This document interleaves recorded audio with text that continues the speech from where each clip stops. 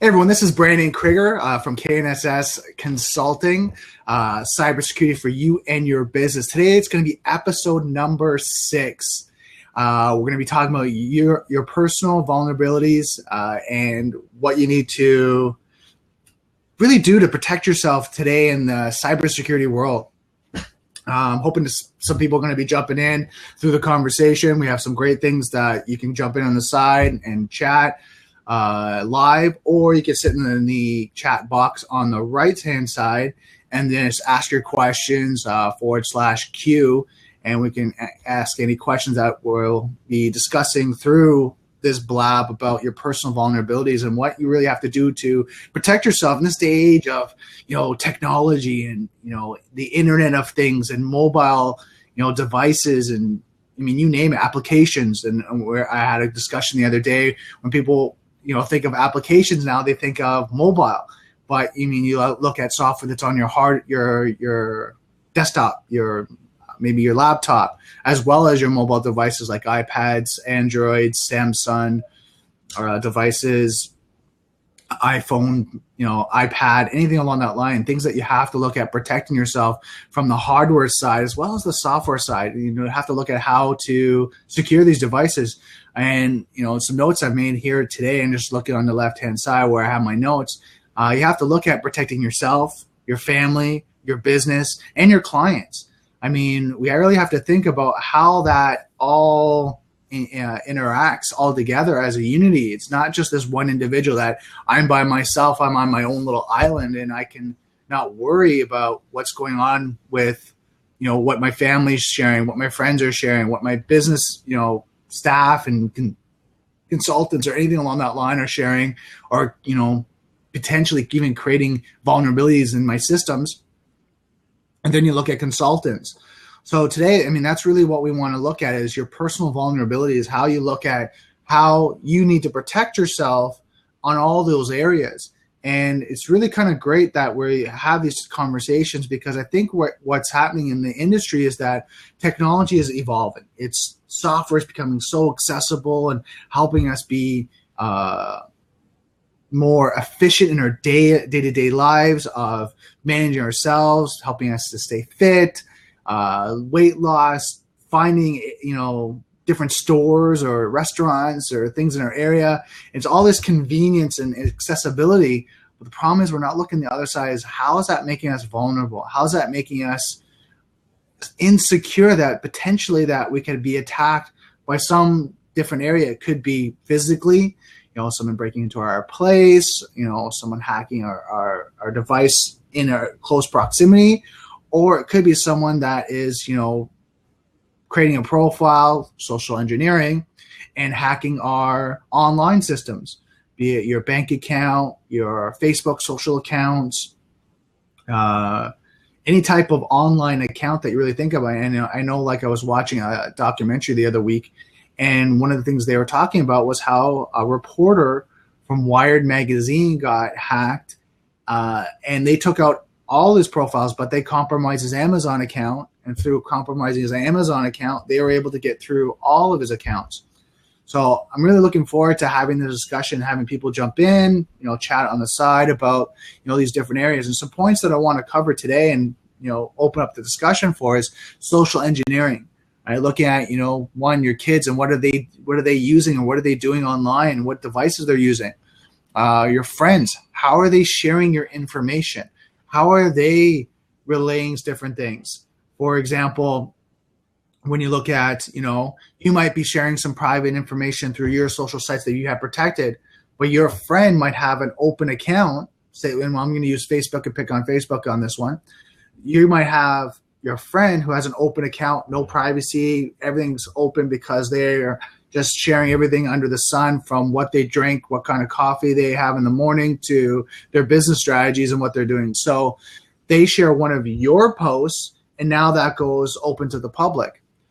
Your mobile device, how you secure your mobile devices from different applications. Even to give an example, I was talking to a person last week where they were talking about different applications they installed, and they saw the banner ads on the top. And they said, well, how secure are these banner ads? And then I said they're not secure, because what happens is a lot of the advertisers that are going through can get hacked, right? And there could be scripts in the background where you click on it and now it opens up some sort of code that gives access to your phone, access to maybe your personal information. If you look at sometimes the applications, they ask for access to your contacts, your calendar, your different, your camera, your audio. And what happens is, if they know how to write that script so that they can get access to your contacts, your calendar, your audio, your video, well, now that hacker has access to it. And we talked about the Internet of Things, different devices. When we look at cooling systems, your AC unit that's hooked up maybe into a Wi-Fi access point, your refrigerator, your smart TV, all different types of devices. And you look at, things like, I was talking to another person with the smart homes, where you have a console that can manage your whole home, from your lights to your heating to your cooling to your fridge to your stove to your TV, all from a console on your iPad, your iPhone, and you can sit there and you can change everything, turn everything on. Well, that's an access point where people can potentially hack. And a lot of these companies are creating these, accessibilities, right? And different devices are not looking at the security aspect. And this is something why we're having these conversations, that you need to be the advocate to say, look, you know what? Let me ask these questions. Is there encryption? Is the data encrypted? Are they using, the highest level of security when they're looking at connection? And most of these connections are connection from Wi-Fi. So are they using WPA2? And is there and the level of encryption that they are enforcing? Next is password practices. Are you securing your device, your laptop, your different websites, different login points? Are you using one password? Are you using different passwords? Are you using a security policy that it's different passwords for different websites? Are you making sure the passwords are secure, are difficult to hack, right? And I'm looking at a website right now. I'm just going to post this in the chat here. Here's an example, and you can look up password generators. Just be careful of the ones that you're using. This one's from Norton. It's identitysafe.norton.com/password-generator. And you can select, how many characters, special characters, numbers, and you can select, how to generate a more secure password. And, when you look at password practices, one of the things I recommend is that you look at having a different password, completely different, for each of your social sites, each of your bank accounts, if you bank online, if you shop online, make sure you do that as well. And Skip's just saying here, he likes LastPass. It has password safe as well as password generator. So that's actually a good one that I'm going to make a note of, is LastPass. Make a note of that one. And then, there's great ones that, like I said, you can do a search for password generators and look and see which ones are secure to you. And then just be careful as you're looking at creating accounts. Skip just saying PSafe is a good open source app, but it's not multi-platform. Okay, good to know. Like I said, hey, Ryan, how's it going? If you want to jump into the seat, we're just talking about your personal vulnerabilities. So when we're talking about like passwords, one of the things that you have to look at is making sure that each of your platforms, everything that you're logging into, be it your hardware device, be it your laptop, your iPhone, anything that you're logging into, you have separate password policies, in the sense that you're setting up that, I have a password for this, I have a password for that. And it's not similar in the same that it's password 1234, and then you change it's password 1235. Right? It's a separate password for each of them, because what happens is, I was talking about that Netflix documentary I was watching. As soon as they got into one account, because the person had the same username and password or similar through all their different accounts, from their social sites to the bank account, they were able to compromise all the way through that person's identity online. All their social platforms, all their online platforms, all their accounts, they were able to compromise very simply, because they were able to get into one. So that's why make sure that you have, a password policy for you, your family, right? Your business, if you're an entrepreneur or business owner, that make sure that you have separate passwords, as well as you look at, changing your password on a frequent basis. And I know this is one of those things I've talked to security experts is a little bit more difficult to implement because, you don't want to change your password. How do you, keep a record of all these passwords and make sure that you're able to log into all of them without, forgetting and, having to reset them? Well, I mean, this is the thing they have to look at when you look at security in this day and age is the more you do to implement a security practice or security policy of your passwords, the more secure you're going to be, and the less potential of one account gets hacked that the rest of them get compromised. And Skip saying, or the same password recovery question, or use two-step security whenever offered. So yeah, and that's the other thing is that you have a security question. I know Facebook had, and like I said, I'm going to pick on Facebook today.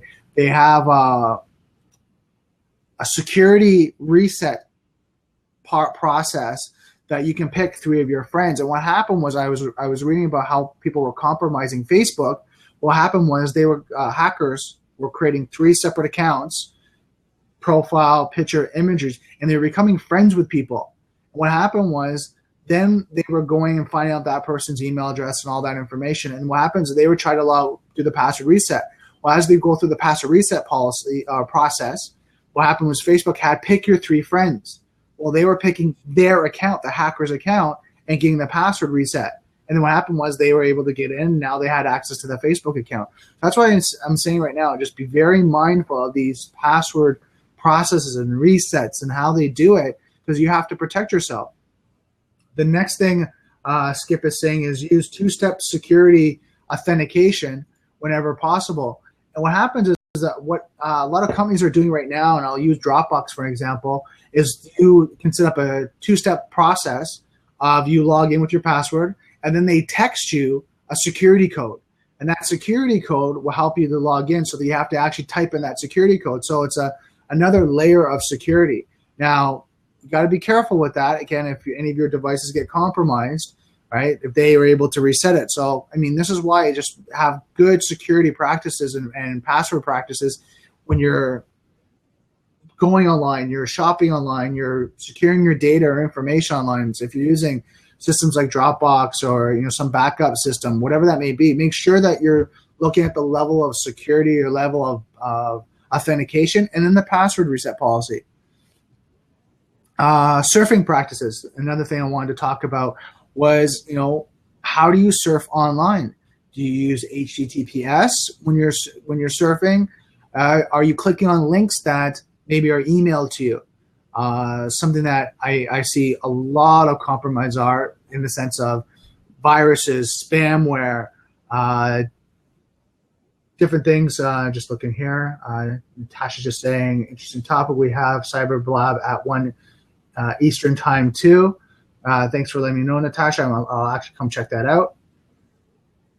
If you want to jump into the conversation, you're more than welcome. I have 2 different remote lock wipe apps on my cell phone and my tablet, so got remote wipes, which is great. But you look at surfing practice and what you're doing when you're surfing, you look at how people in general click on links. Maybe there's a bit link, a short link, and they may not know exactly what that link is taking them to. And there's a website here that I have that's where does this link go? That I recommend that if you get a link and you have no clue where that's going, right-click on the link and copy it, paste it into a notepad first and foremost, and check. See if there's a long string. If it's like www.facebook.com, perfect. But if it's facebook.com / and there's an ampersand, number sign, and all this code that's going on to it, what happens, you really have to do the research and make sure that that link is not taking to, some sort of, phishing site, or even potentially there's not some code in the back that's trying to run a script, and they have cross-site scripting where they can run a code in the back, and all of a sudden now they have access to your website or your browser or your PC. So you have to be very careful. Hey, Steve, how's it going? If you wanted to jump in, come on in. So that's where you have to be really careful when you look at surfing practices. And it can be as easy as, your kid's doing it, you're doing it, you're not paying attention. Or it could be social engineering in the sense that someone's sending this great, offer. Oh my God, get 1,000 leads, generate, an extra $1,000 a week. And what happens is you're like, oh my God, I want to make more money. So you click on it, and also now it takes you to this, website where you're filling out some information. But you might not know that there's, they're taking your personal information to use it for some other reason. Or they might be having you click on that link, and there's some scripts running in the background that you might not know. Skip saying there's a few excellent browser plugins that will allow you to see the full link. And it's great. I know someone was telling me the other day in Safari, I think it was, that has some great tools that you can use to do that as well. But again, you got to look at, your surfing practice, because a lot of times it's not the ones that are security focused that get caught. They do get caught, and I'm not saying they don't, but a lot of the times it's the individual that it's busy. They're not thinking about security. They're busy in their day, and they're just clicking on links, and they're checking through their email because they have 10, 15 minutes, and they're clicking on these links just because they want to see what's happening. Steve's asking if we would cover, a second here.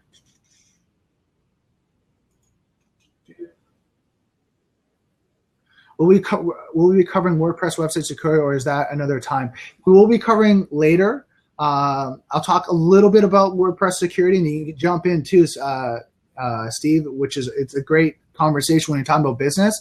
That one I'm actually going to do a full blab on. But yeah, it's something that I'm going to talk about, just pointing out a few things that we need to look at when you look at it as a business. Yeah, it is a huge, huge topic.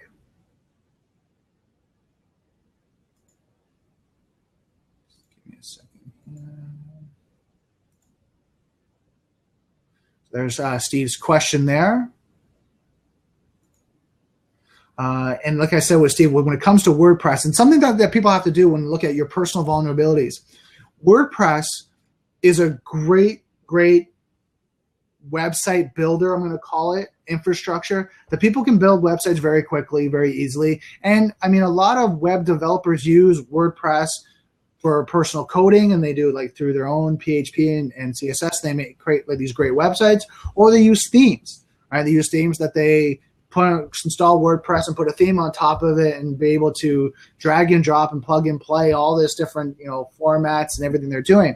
The problem that we're finding right now with WordPress is it's so vast on plugins, themes, WordPress itself, that what happens is there's a lot of vulnerabilities that you could potentially have, that if you're not updating your website on a regular basis, you're not updating your plugins, you're not monitoring your website, you don't have like security like iTheme security that's monitoring your website and letting you know, what happens, you could potentially get hacked because you're not managing your website properly. And that's a big thing when you look at business owners in this day and age, is that they're trying to be more cost effective when it comes to WordPress.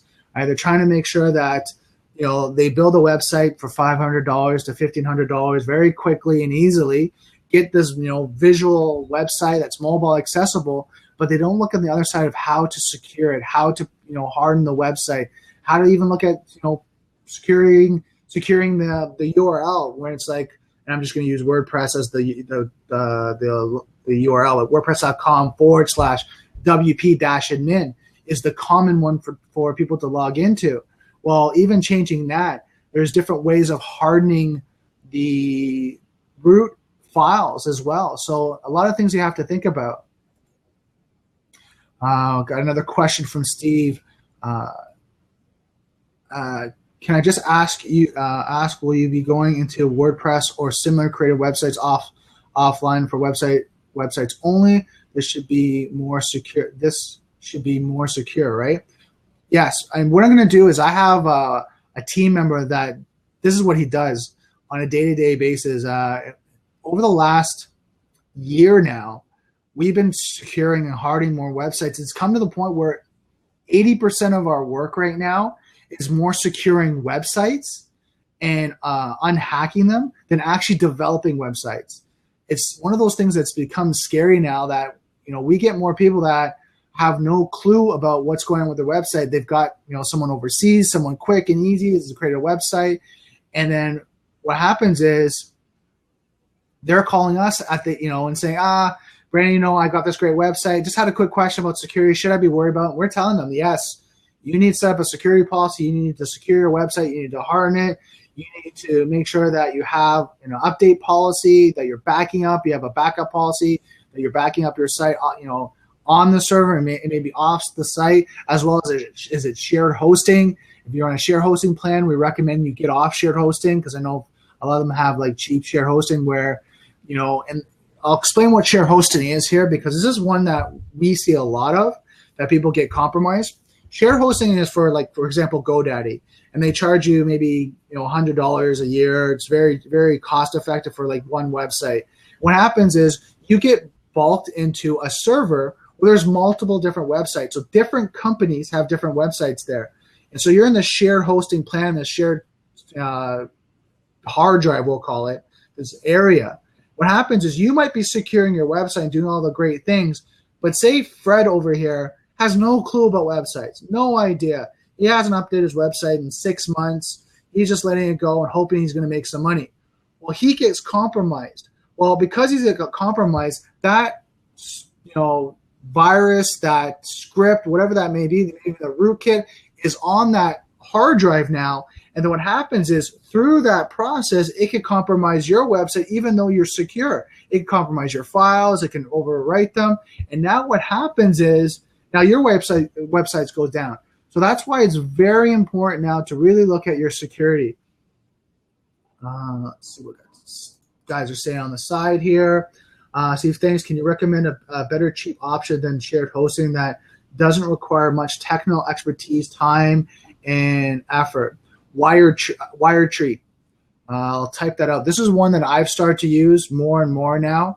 And the reason I went to Wiretree was their support is pretty awesome. They'll let you know if there's an outage or anything that's going on.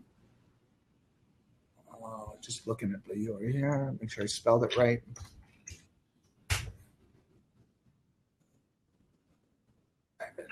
Wiretree. There you go. So Wiretree is a really good server. I ask you to do like VPS hosting. So what happens is an individual, you have your own server, anything like that. Yes, it's a little bit more expensive, but when you look at the cost savings that you have for potential hacking or anything along that line, it's something you really have to look at and invest in. And as a company, right, you have to look at where you're investing your money so you're up, you're running, you're going 24/7. What happens is a lot of people don't think about, they think about lead generation and building and sales and making a profit, but they don't think about the potential of you going down. If you get hacked, if your clients find out you get hacked. Say, for example, you have personal identifiable information, PII, of your clients. You have their account information. You have their bank account in the sense of Visa, PayPal, something along that line.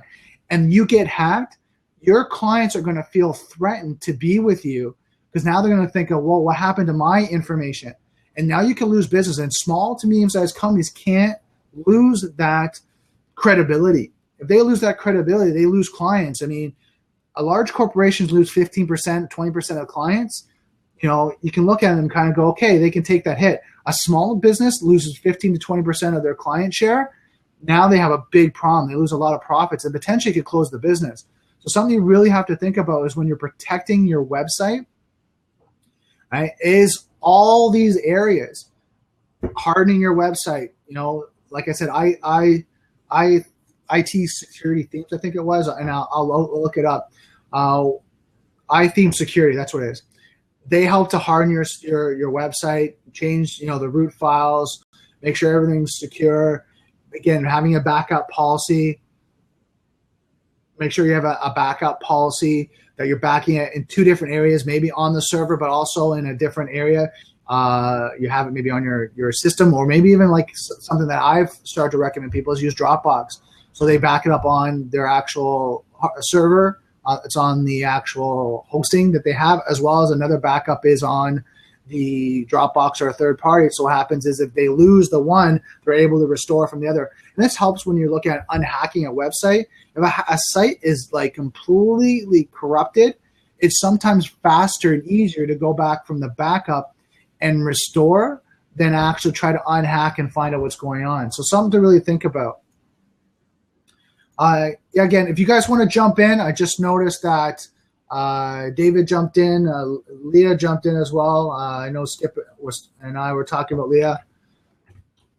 So if you guys want to jump in, come on in. I mean, like I said, this is a how to protect yourself, your personal vulnerabilities discussion today. We talked about some great things so far. We talked about websites, which Steve wanted to bring up, which is a great point. I mean, one of the things that for business owners needs to really think about is protecting their business and different strategies. And I'm going to talk a little bit about that as well as we go through. So far, we talked about social engineering, your kids, friends, mobile devices, the Internet of Things, password practices, and Skip brought up LastPass.com, surfing practices. Now look at staff and clients. So what happens is when you run a business, you have to think about having security policies, especially with social media marketing and different things that are going on there that people are not, putting out information and things that are out there that potentially can make your business vulnerable. So you have to look at, making sure that you have different policies in place and making sure that the staff doesn't do something that's, outrageous. They don't post something that could potentially leave you vulnerable for a lawsuit or even a compromise. And I'll give you an example. There was a marketing advertising person. I don't remember her name, but she was going into Africa. And she made a comment about not getting AIDS. She hopes she doesn't get AIDS because she's a white girl, so she doesn't think she's going to get AIDS. Well, she made that comment as a joke on Twitter.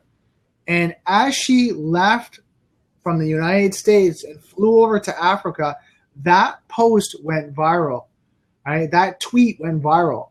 And it got picked up by news. It got picked up by different media. And I think it got what initially was a blogger that picked it up, and he shared it out. And he shared it out, and the people got offended, and then they shared it out, and then it got picked up by the news, and it was trending. By the time she landed in Africa, it was trending. She lost her job. She had threats on her life. Some crazy things happened. I'm just gonna let Steve in here. Hi, ma'am. Hey, Steve. How are you? Yourself?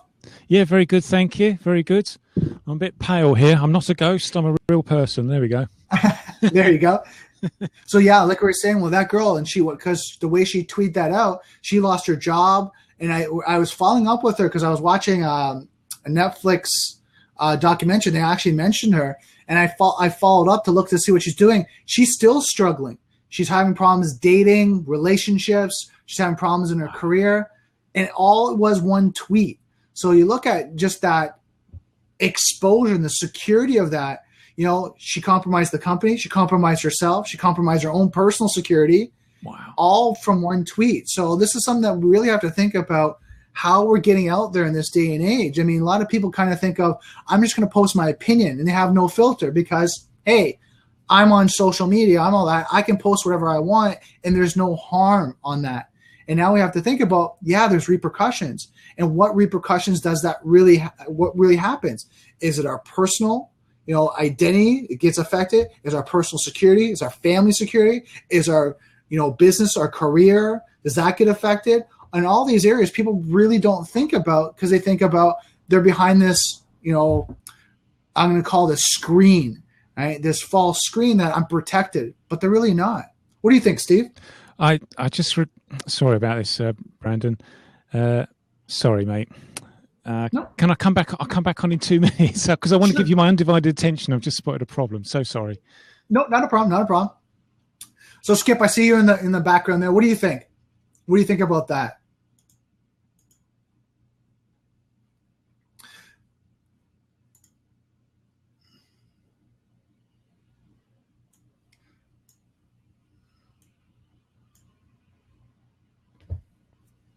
Distracted by a client.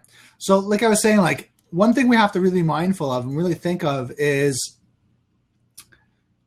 Steve's jumping back in again. Sorry about that. We're back. You're live. So what do you think about that, Steve? So I heard the story about the lady's tweet. Is that what you want me to comment on? Well, what do you think about how people are not thinking about their own identity, their security now when they're getting online, when they're posting things? Well, look, let me put it to you this way. So part of what I do is I'm a marketer, and I am spending a lot of time on Twitter, and I'm doing a good thing. You know, I'm looking at what people are saying for marketing purposes, but I could be a totally different person looking to do an evil intent, looking at what people say. So there's no let up. There's no moment where you can let your guard down. If you post something on social, you've published it. Mm-hmm. And the problem is, and I think because you're a marketer and I own a marketing company too, I think the problem is that people don't think about it is online, and potentially who picks it up, now it can go viral. Yeah. Right. And it can go, and the point of, we're not talking massive exposure, depending on how bad it is, but it can't massive exposure and millions of people. But even if it hits 100 people, 500, 1,000 people, well, those 1,000 people now can potentially have that on their social sites that now you can't delete. You might be able to delete your own post, but now it's out there. And then what happens is, if you look at a lot of companies now, and this is what people don't think about, especially the younger generation, HR companies now are looking at doing searches. Yeah. They're going through and searching, okay, well, is this person a good person that we want part of our company? You know, and they're looking at your Facebook account, they're looking at Twitter, they're looking at your LinkedIn, they're doing all this investigation, and they see that you're like Donald Trump, he's terrible, this is, he's right about getting rid of the Mexicans. And then you're like, people are like, oh my God, like, our clients are Spanish, Latino. We can have that person. And now what happens? Now the person's not getting hired, but they don't know why. Right? Yeah. So and that's the problem with what I'm finding right now when it comes to marketing on the side of two sides, is people are thinking that they're protected, from their personal opinion. Right? They're protected that doesn't matter what they put personally, because they're putting all this great value on their business. Yeah. Hey, Evan, if you want to jump in, come on in. But that's what I'm saying. Like, and that's why I'd love to hear what your thoughts are on this when you're being a marketer. And I'm sure you manage clients marketing campaigns. Is that right, Steve? Yep. So what do you find with your clients? Is there a lot of training that you're going to have to go through with them to say, okay, you know what? Here's how to protect yourself. I haven't had those kind of clients. I've been pay per click, but in my own promotion of my own products, I'm deliberately looking at Twitter, and I'm deliberately targeting what people are saying. And I come back to my point that if you put out a loose comment, it actually doesn't go away. This is what you're saying as well. But you can download tweets going back years. Mm-hmm. But could I ask some website stuff? Is that okay? You have some website stuff. Yeah, I know we basically talked a little bit about it. Yeah. And if anyone has any other questions, /Q, put your questions in. We can answer them as we're going. So what's your question, Steve? Well, I wanted to present you with a dilemma that I faced. And I can see that you're an expert in this field. So the problem I've got is when you're a lone business person, time is your greatest enemy. And maintaining a website that is problematic is a killer, both financially and also your belief in yourself, and everything goes down if you're fighting fires. So I would love to go with a VPS. I had a terrible experience with a VPS years ago where I was constantly having to phone up the hosting company and say it's gone down again. Now, so a recommendation like you gave is very valuable. Are there, if we went down the VPS route, is there a way that you could do that without needing to know technically a kind of managed solution that, because they can cost, can't they? Is there a managed solution on a VPS that's cheap, basically? Well, you got to look at this this is kind of, remember I was talking about that kind of, you're looking at that scale, how you invest your time and your money in your business and how you look in your website. Yeah. First and foremost, and you always ask, and I'm sure you do, is your website making money? What's the purpose of your website? Yeah. right? If you ask those questions, right, is your website making money? Is the purpose of your website to make money, or is it just an advertising tool for exposure, right? And most people don't kind of think of, they really ask the question and test the measurable results. Is your website, making money? Are you getting traffic, and is it growing? Is it increasing? Is it changing? Is it converting into leads, right, that are now converting into clients? Right? A lot of people don't ask that question. If your website is building and making money, a VPS solution is most definitely a great solution, which is a managed solution. But then you have to look at, because you're doing pay-per-click, do you need to have another staff member on board that is managing your website, is making sure that they're updating it, making sure that they're securing the website on a regular basis, making sure they're managing all the comments and things that are coming in, the spam, doing all that great stuff, and the script kiddies and all that are trying to, compromise your website. Are they doing that side of it that now frees you up, that you can do more of building the business, bringing more money in? Yeah, I totally get your point. Yeah, I suppose the reason I asked the question before was, with WordPress, the downside is, as you said, the more plugins, the more complex it gets, the more loopholes they are, the more you have to focus on keeping it up to date. Mm-hmm. I was on a shared hosting with three WordPress websites, and they were getting attacked. And in the end, my domain names were flagged. Right. A disaster. And when you ask the question, is your website to make money? That is surely pretty much the only point of a website. So you need it to be reliable. Mm-hmm. So, somebody like yourself is very valuable because, just to get the right advice as to the best path to tread, to not have to focus on those technical issues over and above what you'd expect to deal with now and again, Now, your website, you said it was getting compromised or hacked, or yeah. Now, did you do any research to find out why? Yeah, I contacted the host. Sorry, my memory's a bit vague. We're going back a few years now, 2009 to 11. But yeah, they kind of admitted that they'd been hacked, the actual hosting company. So, and that's the thing that you have to look at. And that's what we're talking about compromises, right? At what level you're being compromised. Is it a plugin? Is it this, some sort of patch or, software that you're running on your website? Is it the theme itself? And then if you got your hosting company that they're getting compromised, and this is why I recommend WiredTree as one of the VPS solutions, because they're very open, saying, you know what? Yeah, we've got hacked. We're working on it. We have a different security company that's, a third-party security that's helping us secure it, right, and making sure that we're back up and going. And then they'll help, in the way of recovering your website. They'll help with it if they know they're at fault. Right? Yeah, they'll help you. Yeah, but it's the percentage of time that the thing isn't reliable. I recommend them for a little kind of mini solution to get you by when the traffic isn't important. But when the traffic increases, reliability is isn't it? Otherwise, what's the point? Wait, have you tried WiredTree? No. That's why I'm very grateful for the suggestion. Thank you. Yeah. So, for example, WiredTree, and then just so people are jumping in, like Aaron just jumped in, a few other people jumped in. We're talking about website security because Steve just was asking about the question. And we're talking about one of the solutions that I recommend is WiredTree as a VPS solution. This is a virtual private server.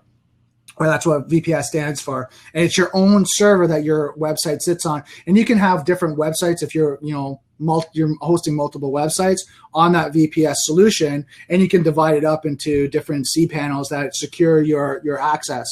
So the reason why we're talking about WiredTree right now is one of the solutions that I use is, one, because of the support, two, their availability to be accessible to you, as well as you look at their uptime is 99.9%. Now, don't get me wrong. No, any web hosting company that says they're 100%, right, they're 100% uptime, or they're not going to have issues, don't believe them. Yeah.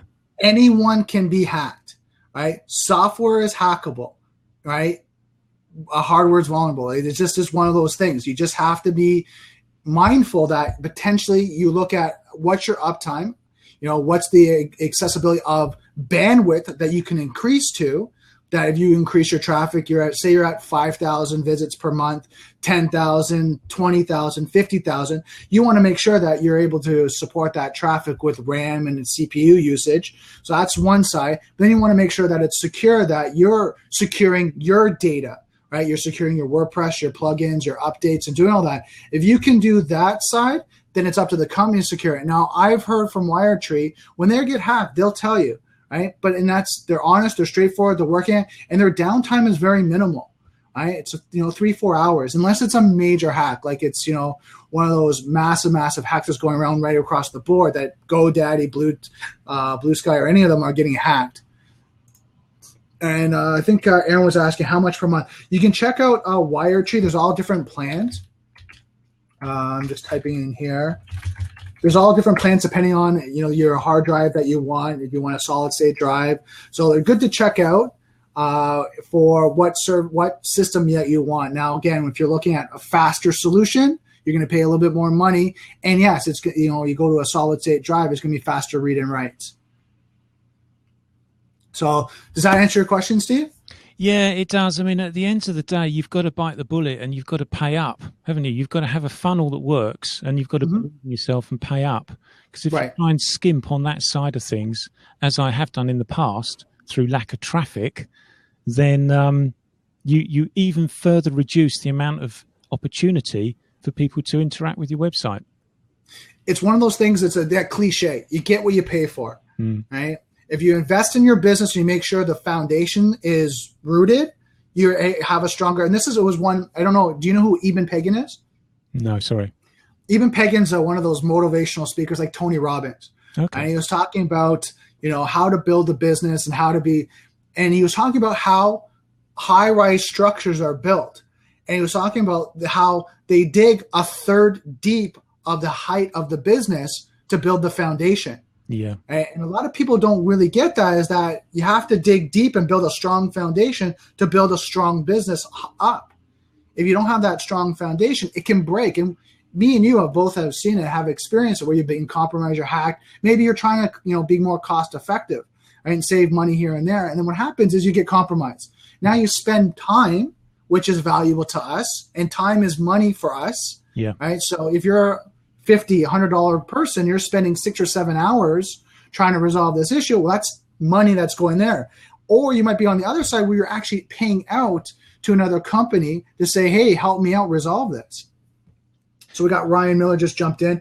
In my last job, Skip was saying in my last job, we used Rackspace and it was great. Oftentimes they called me because they were seeing issues before we did. And that's the thing that I get from Wiretree as well. And that Rackspace is something people might want to check out.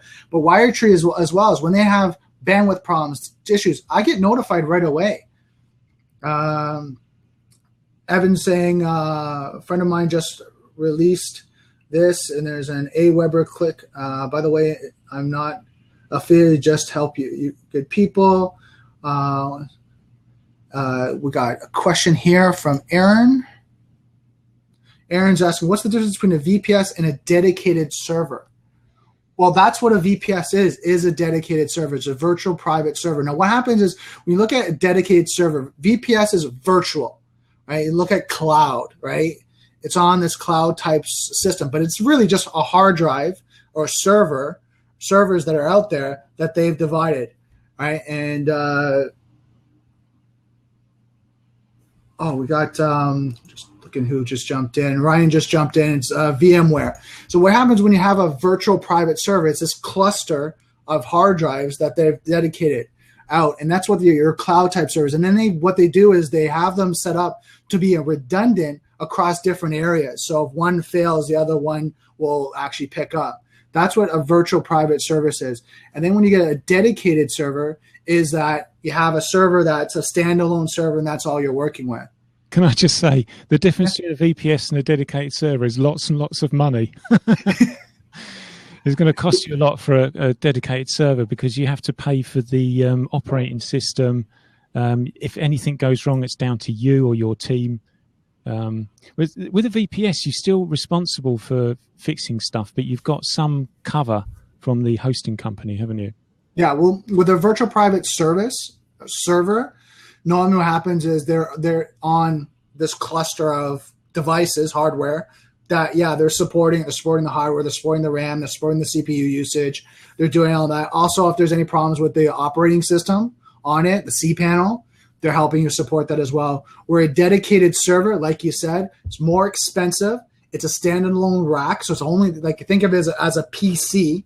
If you're not familiar with hardware devices, think of it as like a PC alone, and that's yours. Well, you have to pay for the hardware, you have to pay for the RAM, the CPU, the operating system, and then what happens if there's any support, you have to pay for that as well. Yeah. So can I just make the point that, and this is how I'm approaching things in 2016, is rather than go for a cheap hosting solution because you're not getting the traffic you want yet and you hope to build up from there, why not have nothing and then figure out the amount of traffic, put all of the work in up front, and then go and buy yourself something like a VPS. So you're spending the money, but you're confident that you've got the throughput coming through, rather than, I can tell you from experience that shared servers go up and down more than VPSs and certainly your managed server. Right, and that's something you have to look at, is you look at your business. Right, and then we talked about before, what's your business model? Where are you in your business? How much money are you investing to start out in your business right now, like in the sense of your development? Yeah. Because what you'll find is, and we've seen this, I'm sure, when people are starting websites, they're coming from maybe a $2,000 budget, right? And they're looking in the next 60 days, they need to start making money. They need to start making profit. So what happens is they develop their own website, right, on their own time for cost savings. They develop their own branding. They do all this stuff to save the money, and then they put it on a shared hosting, right? Because what happens is it's cheaper, right? So they buy a $12 domain name and they go on shared hosting, and it's cheaper. Those things, yes, to start out with is a good plan, but you have to look at your growth strategy. If you start to grow and you need to, you start getting traffic, you start making money, part of your growth strategy needs to go onto a VPS, a dedicated hosting, not dedicated server, but dedicated hosting that's standalone for you, that's secure, that's encrypted, that you make sure that you have all those great systems in place. Because what happens is, if you start growing, you can't take on the bandwidth, you can't take on the security of it, and it goes down. Now your growth goes down. Yeah, and also if you're paying per click, you must have a reliable back end. Mm-hmm. It's going to financially hurt you quick. Yeah, and skip or find a friend and go in together with a dedicated server, or share the cost. I mean, something that I've seen companies do, people do, and this is where you have to be very careful. And that's why I was talking. Skip's got a great idea, but if your friend is not updating their website and they're on the VPS with you and they're not securing it, they're not patching it, now they've just made your VPS vulnerable. Right? So what happens is, now you might be doing all the great things. And every Friday you're backing up your website. You're patching everything. You're making sure all your plugins are patched. But your friend might be MIA. They don't know how to update their website. They don't know what they're doing. They have no clue. And all of a sudden now they keep calling you going, "Oh, your VPS is terrible because I just got hacked again." They didn't get hacked because your VPS. They got hacked because they're not updating their website. And now what happens? It leaves you open. And think of it in the sense of analogy I tell people is, think of a house. You have a house, you have a security alarm, you have deadbolts on the front door, the back door, you've secured all your windows are all bulletproof. What happens is someone keeps leaving that back door open, right? They leave it wide open.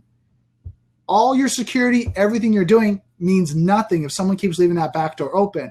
Well, if you have someone that's on that server that's leaving that back door open, well, guess what? Your security means nothing. All that time and money that you're spending to invest to secure your website, it means nothing. Do you have thoughts on Amazon Cloud? Skip 7547's been talking about it. Amazon Cloud does have some super inexpensive options, $20 a month, but you won't have to. You won't have the turnkey option. So you got different types of cloud services, right? You've got Amazon S3 and Amazon's solutions like that. The one thing you got to be careful with Amazon is because they're such a big company. They still have security vulnerabilities on authentication. And we talked about that earlier when I was talking about the reporter from Wired that got hacked, is that their support is very limited unless you're paying a big support cost.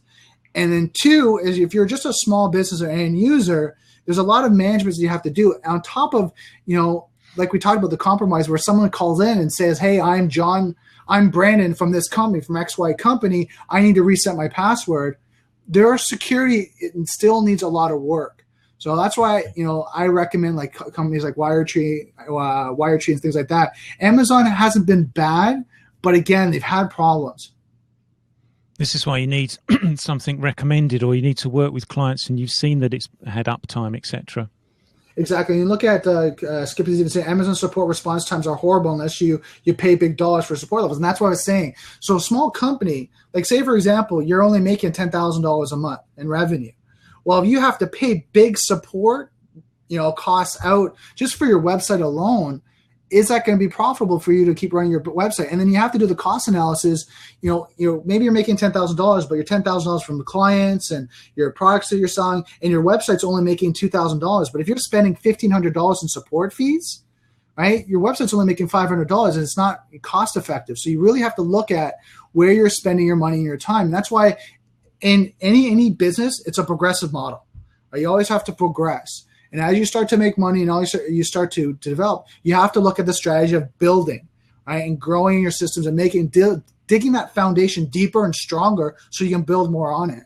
So, Brandon, are you with Wiretree? Who do you host with? Yeah, I'm with Wiretree. Okay. And how long have you been there? I've been with them right now for 5 years.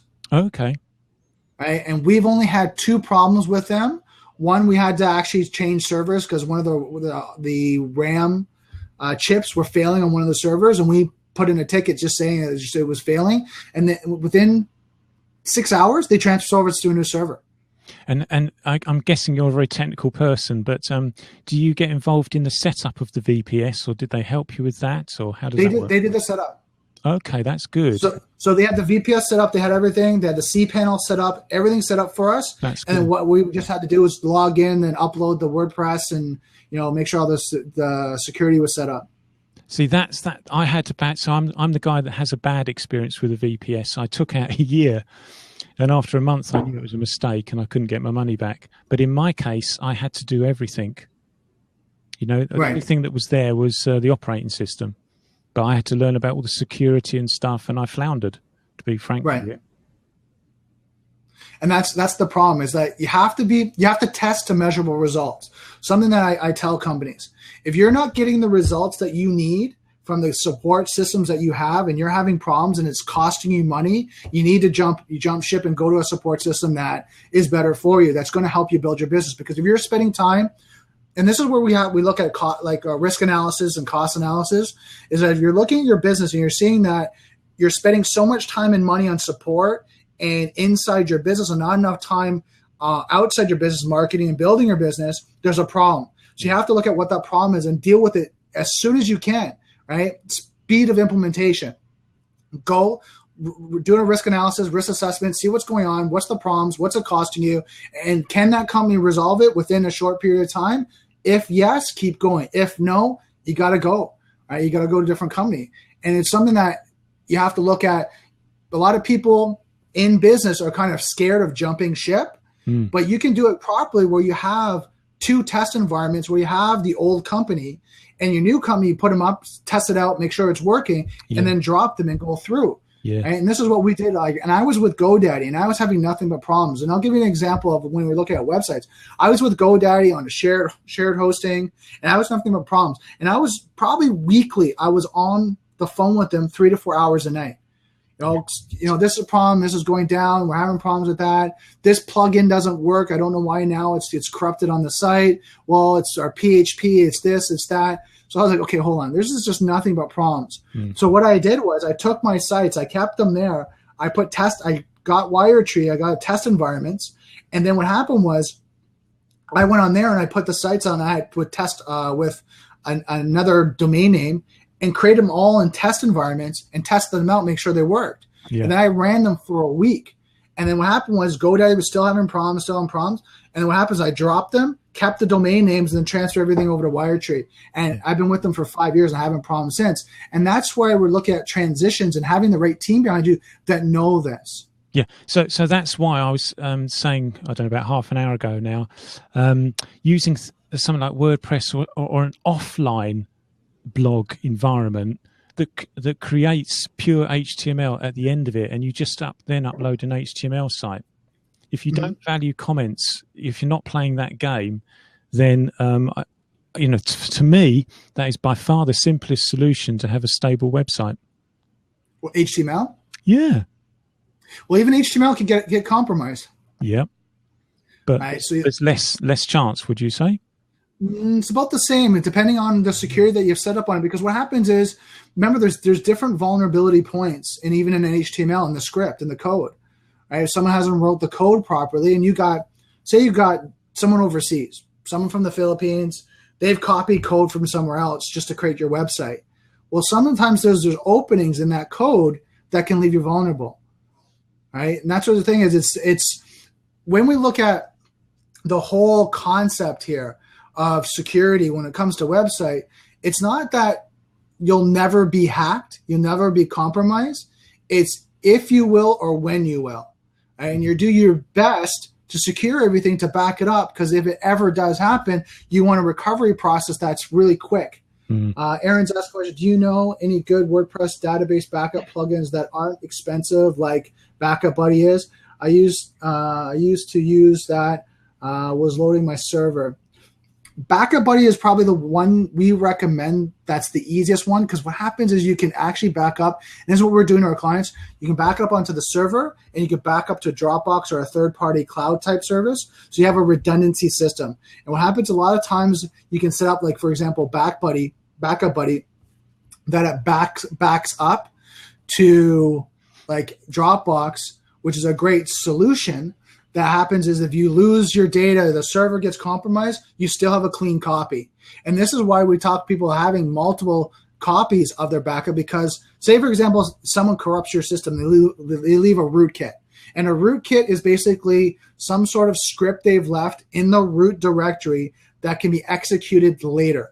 So what happens is that it might not run immediately. It might run in 5 weeks. So what happens is you have these backups that you go through, and you make sure you have the backups, because what happens is you try to restore the last backup and there's a problem.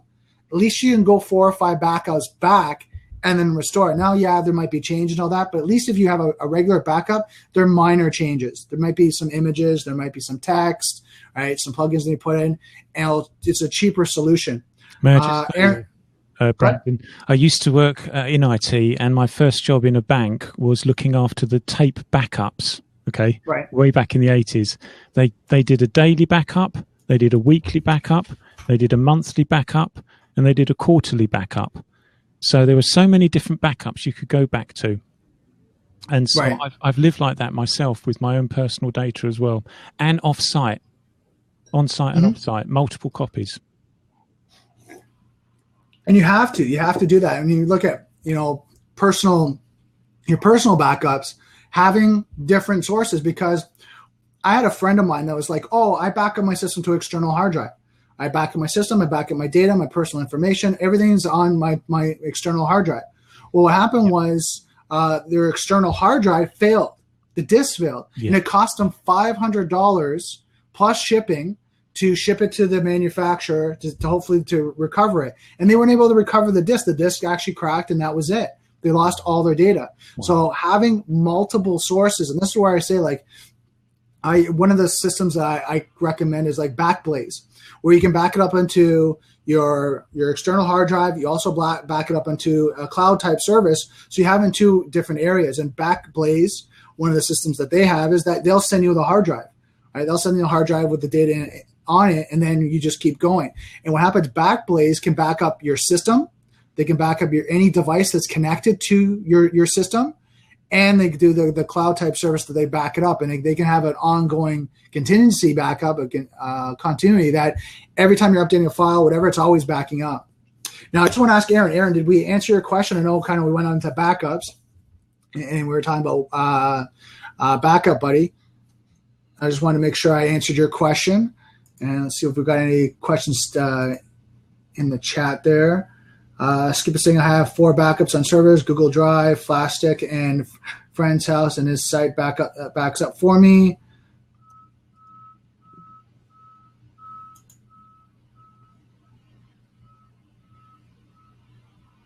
Okay, I need a specific WordPress plugin that backs up the. So what I'm going to ask you, Aaron, send me an email here if anyone actually has any questions. I do actually have a support system too. You can go onto this website. Give me a second here. I'll just type it in here, where we do provide support, answer any questions that you have. Right now, we're actually working on keeping this very cost effective, because what happens when we're finding that a lot of people like Steve, like Aaron, have questions and just don't know where to go. Right? They don't know, who to trust, and there's just so much information when it comes to, security and devices. So here, Aaron, here's my website. Here's our support. So you can ask any questions there, and I can help you out to find out a solution for you and for your website. Like I said before, I know we recommend Backup Buddy as one of our solutions that does the full backup. If it's a little bit costly for you, I'll see if I can find another one. Like I said, one of my team members is doing all the cybersecurity when it comes to websites, unhacking and recovering, and as well as securing websites and hardening them. So we can have that conversation. I used to use the one, and it was clogging down the server, WordPress plugins, WB backup. There's MySQL, Ruby, or NoSQL. Yeah, so there's a lot of solutions that you can look at. Like I said, the one that we recommend for our clients is Backup Buddy. And the reason why is, and then Steve and I were talking about this earlier, was you got to invest into your business when it comes to your profit centers. Right? And if your website's a profit center, something that's making money, you got to make sure it's secure, it's backed up, and you're investing to it. And some people spend $200-$300 a month, $400 a month on their website, but they've done that so that they can make $5,000, $10,000 a month on their website and profits. Because what happens is they know it's secure, they know it's up, they know the accessibility for their clients to come in and be able to go through it. And if you have a great promotion that's going on, and you maybe get a flood of traffic, they know that traffic's going to be able to check your website out, check out your solutions, your marketing, your information, all that with no problems. It's not going to be down. And you see this, and I'll give you an example. You hear about this when you watch Dragon's Den or Shark Tank, where companies are going in there and they're talking about their business, and they have a follow-up, and they say, well, because we went on Shark Tank, we didn't really expect all this traffic, and all of a sudden our site went down, right? Our site crashed. Well, these are things that business owners, we really have to think about. So did you have any other? Brandon, thank you so much for your time. I'm going to have to step down now, but that's been great. Thank you. You're welcome. See you next time. See you next time. Hey, AJ. So yeah, if anyone else wants to jump in, come on in. I'm going to be here for another about 10 minutes.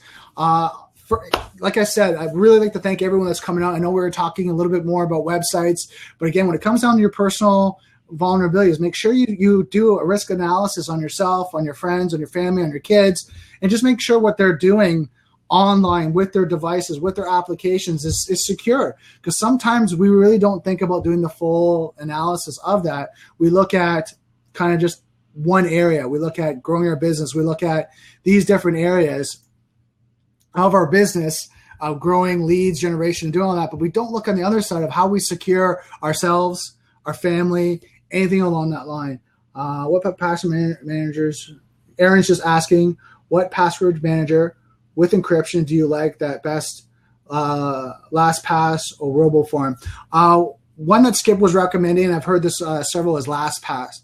That's one that a lot of people have recommended, is a great one to use. So guys, if you have any questions, jump on in. Aaron, thank you so much for contributing. Hope I answered any of your questions. Again, guys, I'm going to post the URL on the bottom. If you have any, and this is where I ask, if you have any friends, family members, business colleagues that are looking for support and they need security support, have them come over and get the support. We've made it cost effective. It's only $50 for half an hour session, $100 for an hour. And we also have a VIP solution where what happens is you can go in and you can be part of the community and have ongoing support. So I just want to say thank you, Skip. I see you have to go. But yeah, in this community, the ongoing support, we're keeping it cost effective because we know the problems what happens when it comes to cybersecurity is people can't keep up. You're dealing with your business, you're trying to market your business, you're dealing with clients, you're growing your business, you're doing all these great things, but you need a team behind you to help you support when it comes to website security, your policies, your procedures, anything along that line. So I really love to give you guys as much information, help you guys as much as I can. And I want to help, new, small, medium, large businesses owners like yourselves and even friends and family members secure themselves when it comes to technology and business and make sure that they're doing best security practice when it comes to cybersecurity, the Internet of Things, and all these great things that are happening. So guys, I'd like to thank you so much. Let me know if you guys have any other questions. Like I said, I'm going to stick around for another 5 minutes, see if I can answer any other questions you guys might have. Just a reminder, I do this cybersecurity for you and your business every Tuesday from 10 a.m. to 11 a.m. Eastern Standard Time. So make sure you share this out. Make sure you tell your family and friends, come on out, ask any questions they have. We're always here to help and support and answer any questions that you guys have, and have the discussion like what's really going on in the industry, what's going on in security. Do we have to worry? It's something I have to be concerned of. And I always get this one thing is when it comes to the two-sided coin is people think, oh, I'm too small. I'm a small business. It's not really going to happen to me. Or they go, I have no clue. I have no clue about security. No idea. I never knew that could happen to me. So that's why I'm doing these live blabs and discussions just to really kind of get there and help people understand cybersecurity, understand security of technology, and really have best practices so you can grow your business and be successful. So I'm just seeing some people are jumping in. Shinobi Security. So guys, yeah, let me know if you have any questions. Like I said, I'm going to stick around for a couple more minutes. Right? I know that we covered a lot of great information. Do I do pen testing? Not yet, Shinobi. I'm working towards that. My actual security, my other colleague that I work with who does website, does pen testing, does all that as well. But I'm actually getting into it. Thanks, Steve. Just looking at yourself, Shinobi. Do you do pen testing yourself?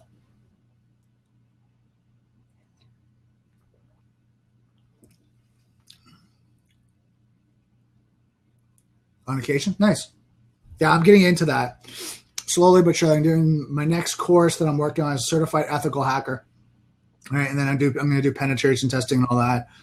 But yeah, that's the next thing. Right now I'm working on more just the security, personal security, social media security, as well as when it comes to security policies and procedures. So that's what I'm covering right now in my studies and my consulting right now. And then I have a colleague of mine that I've hired on that does website security, application security, plugins, software, WordPress, unhacking. He has a pretty in-depth security background, so that's what he works on. So a lot of times when people are coming in and they need more technical, I get him on board and through the project. How long have you been in the security industry?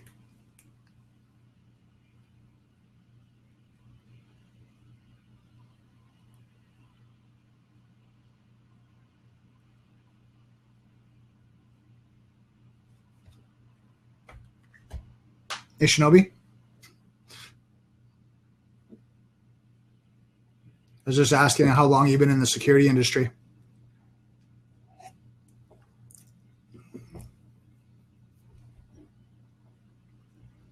+15 years. Wow, good for you.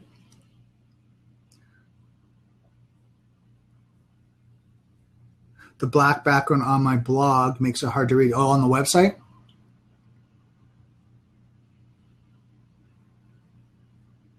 Okay. Good to know. That's the first time I've heard that, so it's good to know.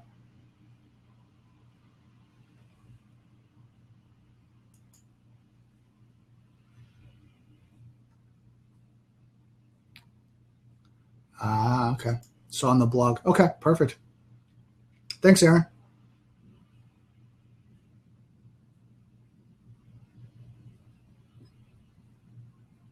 Well, guys, I'm going to finish this off right now. Thank you so much, Aaron, Steve, Skip, everyone that's come out. It's been amazing. I really appreciate all you guys coming out to the Cybersecurity for You and Your Business. Make sure, like you said, share it with your family and friends. Next week, it's going to be at 10 o'clock a.m. Eastern Daylight Time. Make sure you share this out. Follow me on the top just so you don't miss out. And I hope you guys have a nice, secure week, and I'll see you next week.